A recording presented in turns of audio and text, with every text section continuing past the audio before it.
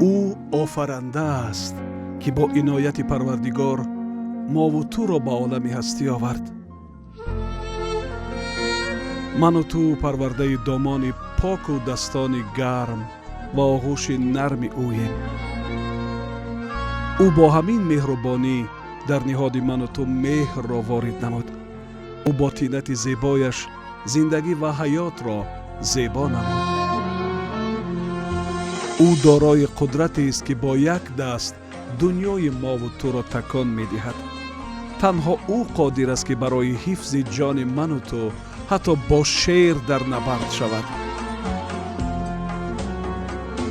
او مبارز است، مبارز راه راست زندگی من و تو. قدرت من و تو تا ساعتها راست بودن در خط مرز از بزرگی او سرچشمه می گیرد.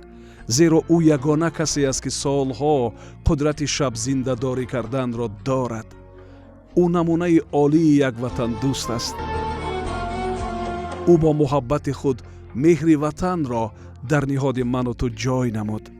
یاد بیار وقتی که با امر وطن در خط مرز صف کشیدیم، چهره کی پیش نظرت نخست آمد و حس ملیت بالا گرفت؟ بله، چهره او. تو قادر بودی به خاطر دفاع او جانت را دهی و به او گزند نرسد. همین خصلت را در رگ و پیوند من و تو او جای نموده است. او رازدار و باوری من و تو در زندگی است.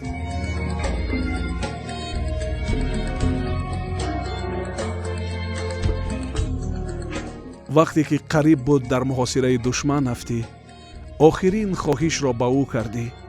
با او گفتی که در حالت یگان حادثه ناخوش شدن منحت را با پرچم وطن بندند و دفنت کنند. چرا این همه را از او خواهش کردی؟ برای آن که او نماد باوری من و توست. تو را نمیدانم، ولی او برای من فرشته در روی زمین است. او اولین استادم است. او نفری است که در همه حالت با او تکیه می کنم. زیرا اولین بار بالای پا راست ایستادن را با تکیه او یاد گرفتم. او برایم قدم زدن را آموخت. او با طینت زیبایش بعد یفتیدن دوباره بالا شدن را برایم تلقین نمود.